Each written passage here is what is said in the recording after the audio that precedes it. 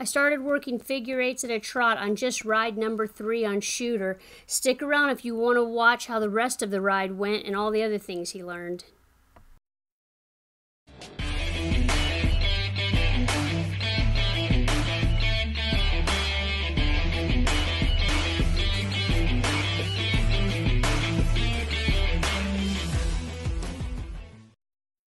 Welcome back to Becky Amio Horse Training, and in this series we are featuring Bonnys Six Shooter. He's a 2-year-old red roan gelding that I started, and this is his 3rd ride. If you have not seen his first 2 rides, I would encourage you to go back and watch the first 2, as well as some of his groundwork, because he's not been always the most user-friendly, easiest horse to get along with. So I would encourage you to do that, and I'm going to start from scratch again here, mounting and dismounting from both sides, working him through the walking up to the lick tub for me to step on and off of him. I always give him plenty of time to think about it and accept what I'm asking of him and stand there and prepare himself for me to step on. I always check all the boxes before I take off on any of these colts. We see a little head raise there, and either that's going to be because he's not prepared for my weight, or the saddle could be putting a little bit of pressure on his back. That is yet to be seen. I do end up changing the saddle. I believe it's in the next ride, so stay tuned for that. More on that development. I go through all the mounting and dismounting again on both sides. The more I can get them comfortable with all of these movements, the better they'll be. I don't sneak around them at all. I always try to drag my leg over their hind end. I want them to know that I'm there. I've been told before, oh, you don't even want them to know that anything happened, and I call BS to that. I want these horses to know that I'm there. I want them to make a conscious decision to accept what's going on with them. I think acceptance is a big part of this entire experience, and learning how to deal and handle their situation, because that's going to be really important later on in life when they're dealing with situations that challenge them and don't make them very comfortable. So this is all really boring, and you're welcome to skip ahead, but that's kind of ideally what we want. We want it to be boring. We want it to be like, hey, let's get on with it. Let's go do something else. And we want them to be kind of bored with it as well. Not to the point that they start acting out or anything, but we want it to be so routine with them that they just know what's coming next. That's what we expect of our colts. So now that I've decided to stay up here, I'm going to go ahead and bend his head both directions and make sure he'll give his face both ways. I'm going to take that rein back to my thigh and hold it at my thigh as a solid spot to give him a objective place to bend his head to. That's going to give me my most strength when I try to stop him, is when I pull that rein around and I hold it at that thigh. It's also a spot that I don't want to go too high in the air with that rein, because what happens there is that pulls their head up, and when we're down regulating them, we want them to keep their head on the lower side, preferably below their withers. So if I go higher than my thigh or my knee, that's kind of encouraging his head to go up in the air, and we don't, that's not ideal. That's not where we want it. So once I get out on the rail with him, I'm going to go right through the pre-flight checklist and go ahead and bend him into a stop and change direction. So we go back to that thigh, bend the nose around, we disengage that hind end. Now, when I disengage a hind end, I'm not putting leg into him. It's carrying around by the force of the momentum at this point. And I wait until he gets soft in his face before I release that rein and change directions. The changing directions is one of the most important key parts to this exercise, besides releasing at the correct moment, because every time you change directions with the horse, it gets them quieter and quieter and quieter.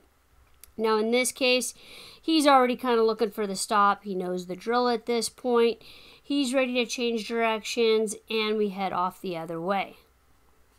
Now let's talk a little bit about some of the things that this horse knows already from his previous 2 rides. If you weren't here for the first 2 rides, I don't just get up there with a halter and lead rope and kind of wait for the horse to move. We are very active and dynamic in our first rides, and I make sure these horses walk, trot, lope in their first ride. I make sure they pick up correct lead.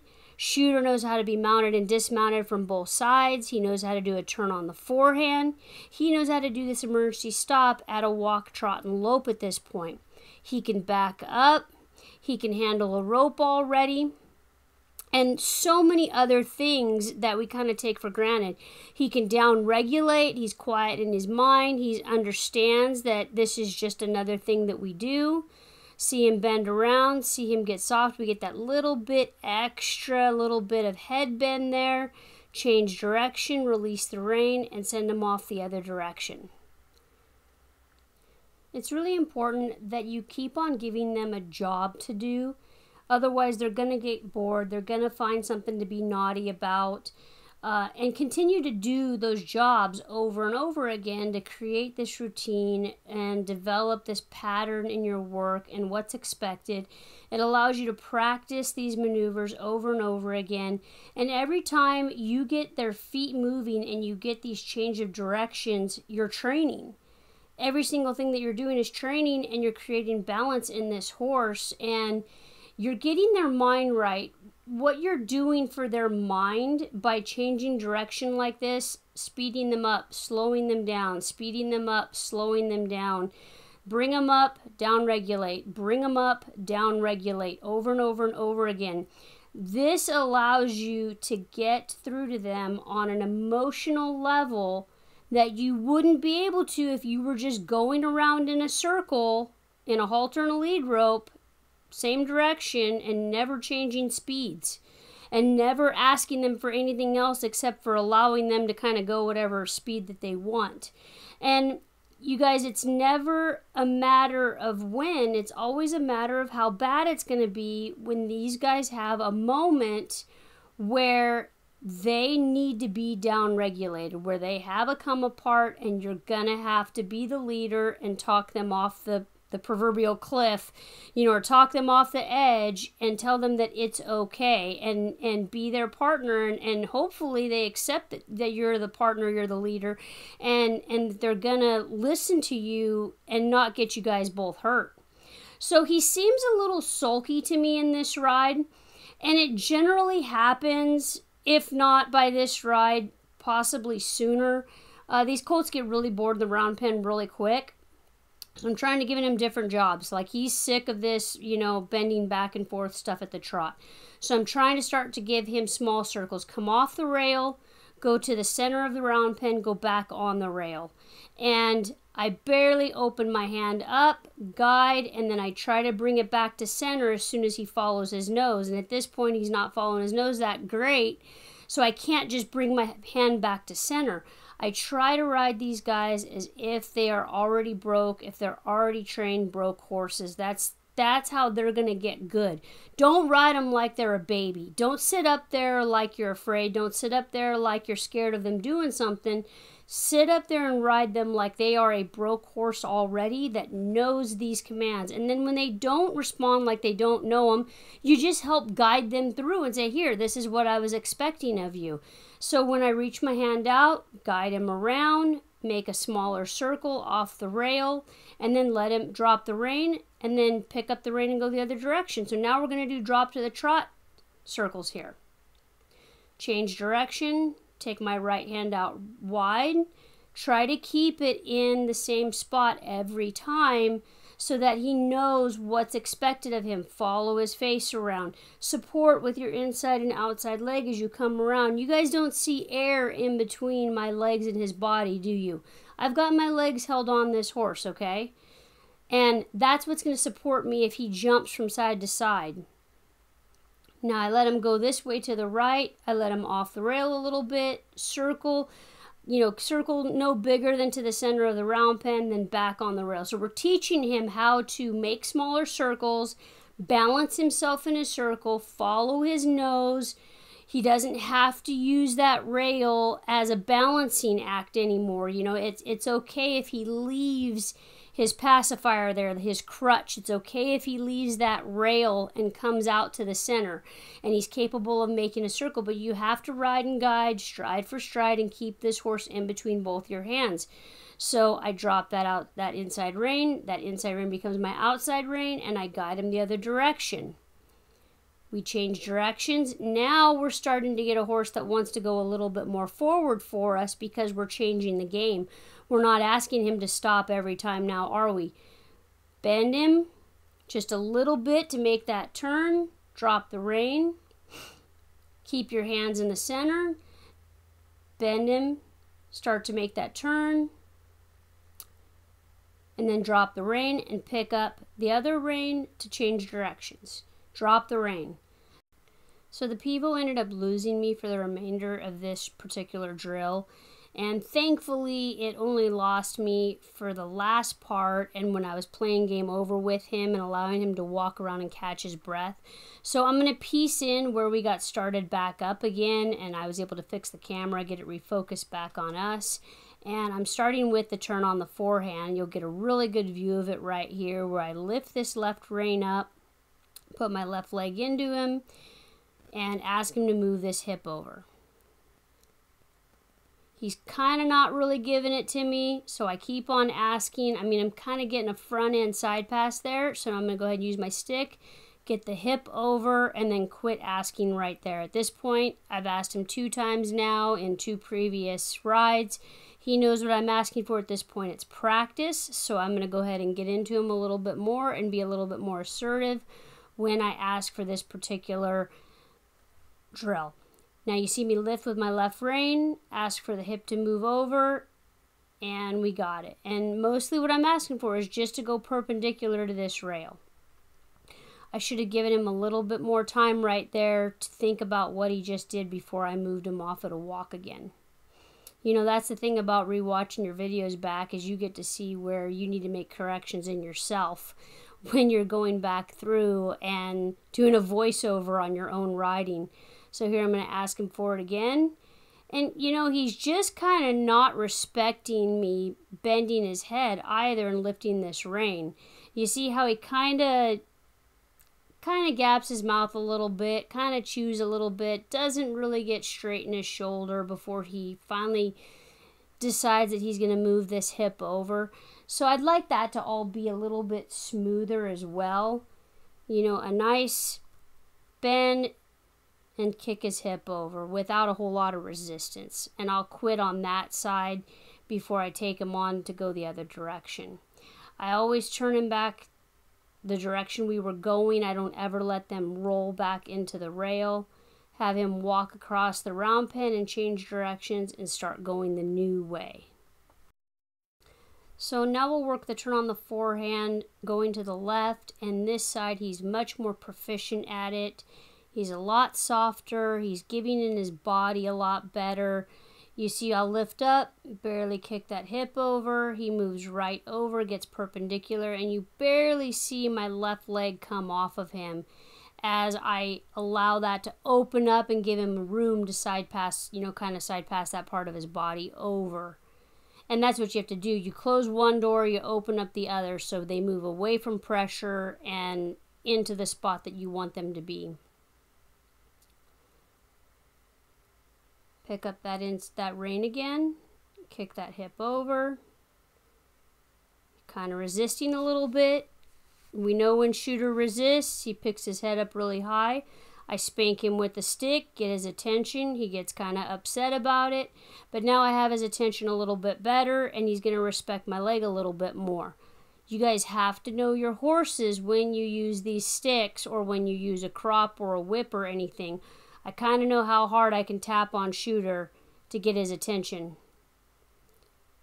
He moves over quite a bit better this time now that I've used that stick on his butt to move him over before.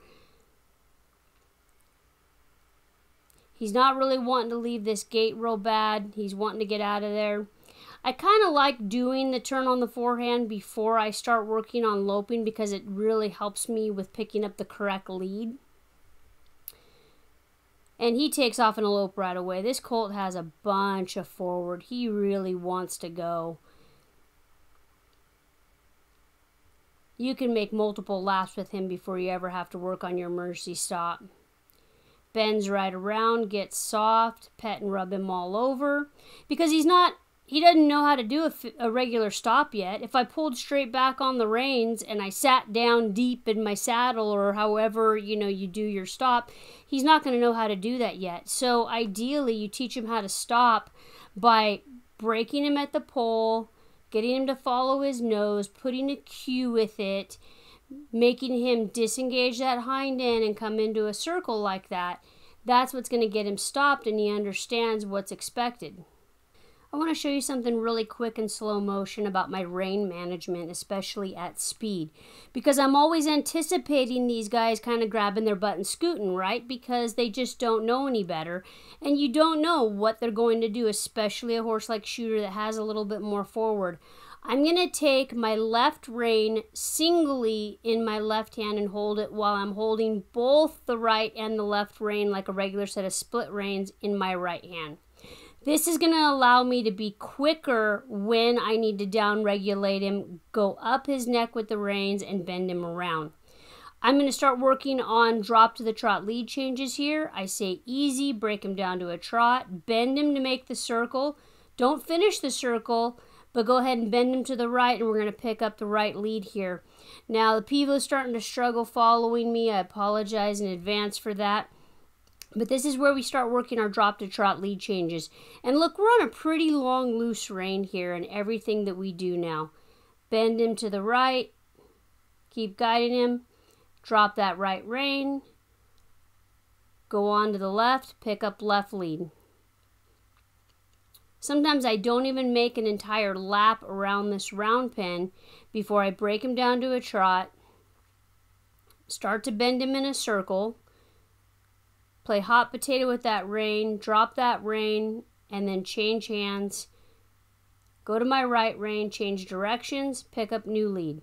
So now we're doing drop to trot lead changes with this colt on his third ride. And this is what really down regulates a horse when they're wanting to get up and up and up and get really hot and fired up. Bend him around, drop that rein, go right to the left rein. Take the new lead. I'm going to go ahead and test right here after this lap of loping around and see how well he's starting to think about stop here. And I go ahead and pull straight back of the reins after giving him the halt command, and he still kind of just bleeds right through it. Let's watch it in slow motion. I'm pulling back and he just keeps going. He kind of grits his teeth and keeps going forward. That's why we need to have this emergency stop on these horses. That's why we need to have them so soft laterally, because pulling straight back doesn't do a damn thing, as we can just see right there. And this horse has been getting worked. His mind is right, but he doesn't really understand yet what pulling straight back on the reins mean. That's why we need to put so much bend into him. That's why we got to have that emergency stop. And when he does get stopped, I'm going to leave him alone for a little bit. Give him some time to think about it. Let him rest. Let him think about it in this spot here. That's Shooter's release. You got to give him a little bit of time to get quiet and think about it. I'm trying to ask him for the backup, and we all know Shooter doesn't have the best backup yet. And I kind of dropped the ball on this and did a crappy job of preparing him for it. So now that we've done it a few times, I'm going to hold my ground and just hold him there. I don't have anybody here to come and save me, so I've got to be super consistent, hold my hands. He's going to sit there and fight, but I just have to let him fight it out and kind of hit that wall there. And as soon as I get some release by him wanting to lean back or take a few steps back or take half a step back, I'm going to release my hold on him. Okay, and it's one of those things, we're not getting the best head, we're not getting the best, like a headset, we're not getting a softness in his neck, but we're getting a moving backwards. We're not getting the entire package yet. And so you kind of have to accept and take any little bit that they give you. And along the way, all of this stuff will fix itself, I promise. We're not going to get this perfect head tuck on the vertical, soft and round in the back, and quiet. We might get some resistance in his face like we're getting right now, and then he's still taking some steps back for us. So we kind of have to just leave him alone and let it be good enough If you've been following up until this whole time, we all know we kind of take whatever shooter's willing to give us and we build on that. Because if we pick a fight with him, we better be prepared to pack a lunch. And so I just sit here and kind of wait and let him think about it, and I'm going to ask him again. This time he's wanting to lower his head when I pick up those reins, which is kind of cool. You know, he's starting to think about it. I'm just trying to hold him there. He's trying to figure out a way to get out of it. And now I get one tiny step, and I'm going to release him. But he's wanting to resist so much in his face that it's hard to release him. I don't want to release him when he's like got his nose up in the air and his gap in his mouth. You know, do you guys kind of see the conundrum I'm in here? You know, we get a little bit of a give and take here, but it's hard when they're kind of refusing like this, like he's got so much resistance. But it is what it is. I'm going to go ahead and stop with that for today. I thank you guys for watching. I sure appreciate you hanging out with me, and stick around for ride number 4.